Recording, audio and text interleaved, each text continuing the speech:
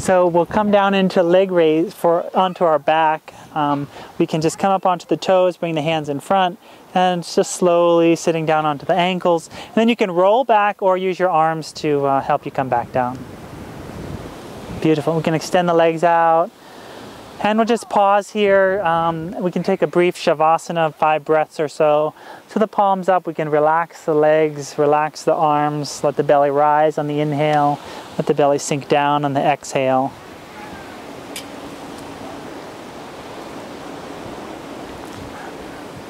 And we'll inhale, arms up above the head on the floor, stretching tall. And then exhaling, palms down next to the hips.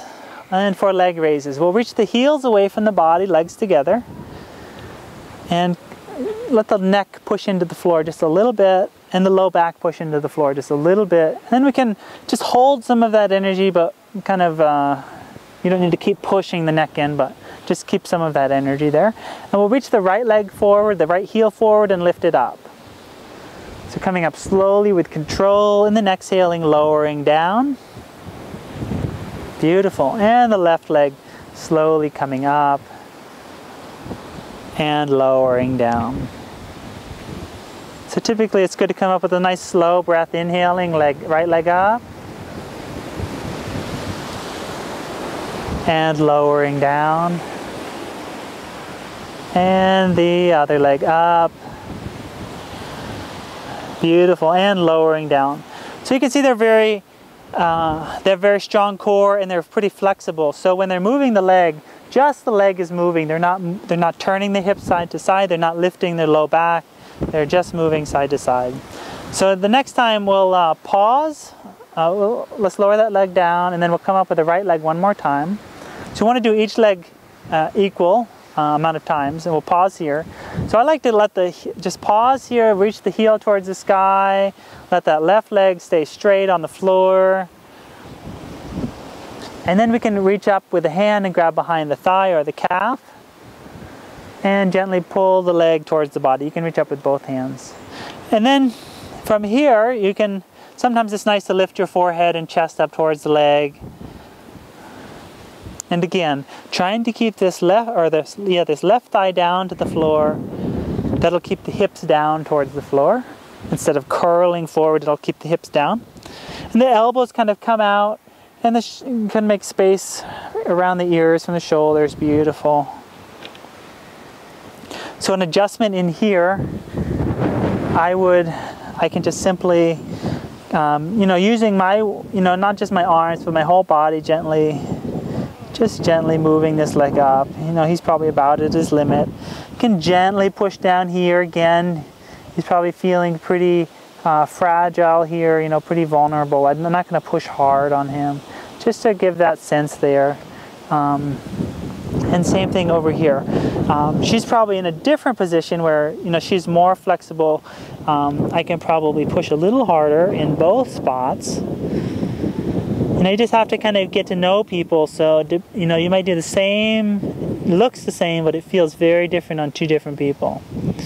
There we go, and lifting up. Or you can sometimes just pushing down on the thigh, kind of adding some inward rotation of the leg here. Beautiful. Then we can release the arms down and hug that knee into the chest. Sometimes it feels nice towards that right shoulder. And again, you can do a similar adjustment here, lengthening.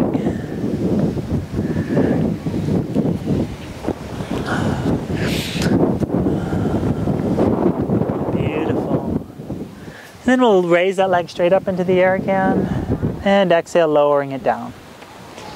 And we'll do the same thing on the other side, left leg going up, and we can reach up. Well, let's pause here, reach the heel towards the sky. Just gives a little time to really feel that engagement, and then we'll reach up behind the leg, and you can walk your hand up behind the leg, lift your heart and forehead up towards the leg, bring the elbows out slightly. That kind of releases the shoulders a little bit. And we'll just do the same positions on this side. So one thing about this is if I take all of his weight, then I can just tell him to relax the leg, and we can feel how it is. Because we have to engage quite a few muscles, and sometimes we have to kind of learn to relax the muscles that we need to relax here. Beautiful. And then again, I'm not gonna push very hard because he's already kind of at his limit. But just having that energy there. And they both have their toes pointed up at the sky, so their legs aren't kind of opening out. And then we'll do the same adjustments on this side, just pushing and lengthening the leg. So I'm not just pushing down, I'm actually pushing up, so that lengthening the leg, and then trying to keep the hips down by pushing down that leg there. Beautiful. Or you can come in here and do it like this. Beautiful. And then we can release the leg. We'll hug the knee into the chest. Beautiful.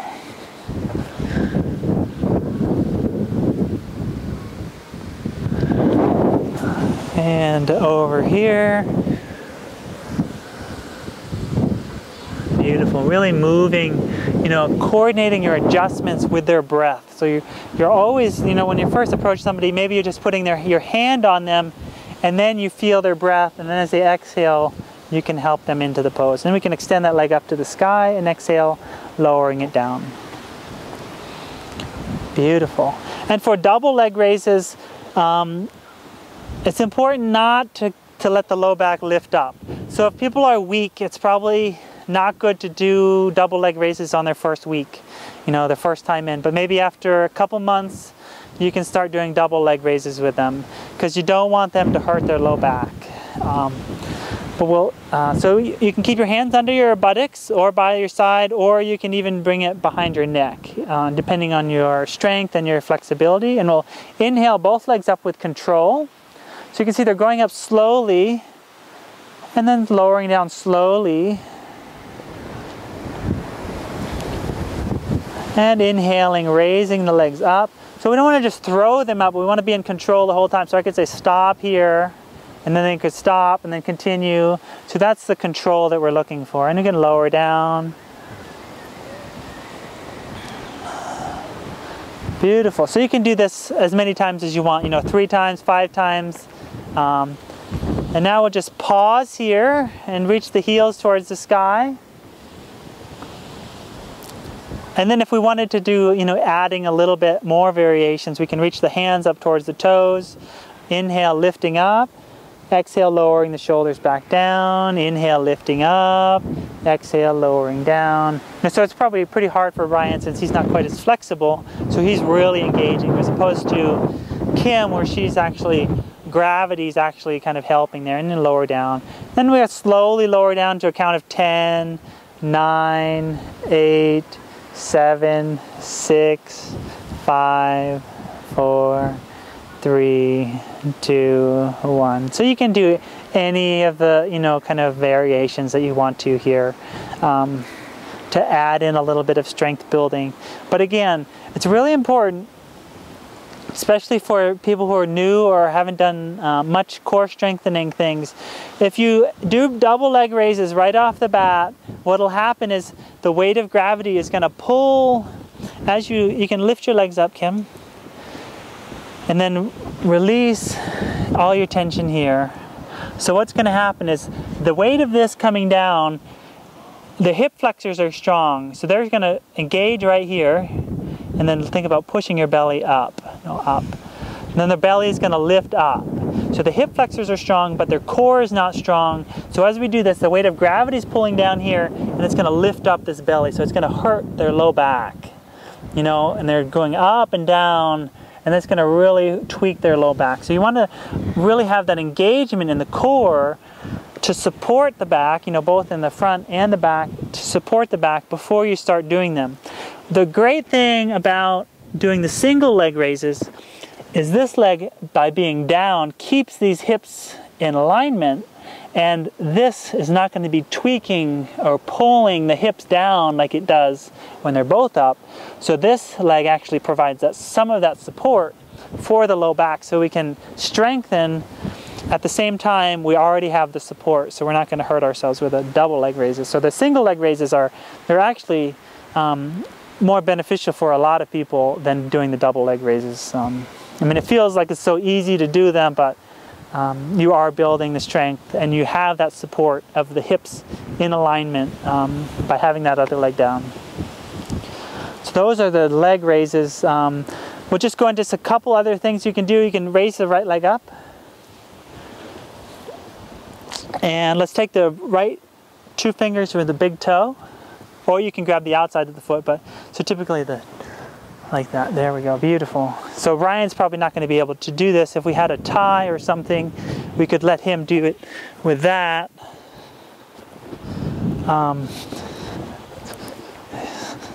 So this is a great use for the yoga tie, is something like this. And then you can lower down to the right. So I don't know if Ryan will be able to do this. You can grab it with one hand maybe. And then the left hand can kind of naturally reach out to the left. Beautiful. So this is, you know, by having the tie, it's allowing Ryan to still get the same stretch even though he's not. He just doesn't have the build to be able to reach out there right now.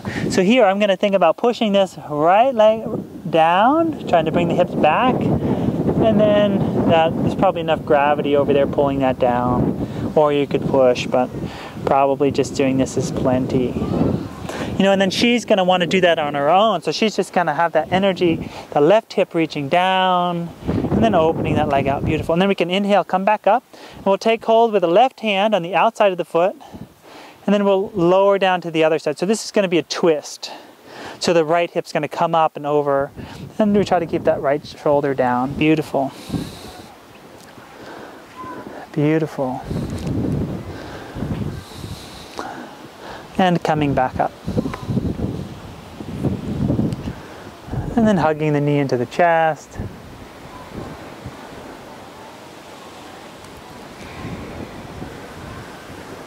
And then extending the leg up and lowering the leg down. Nice.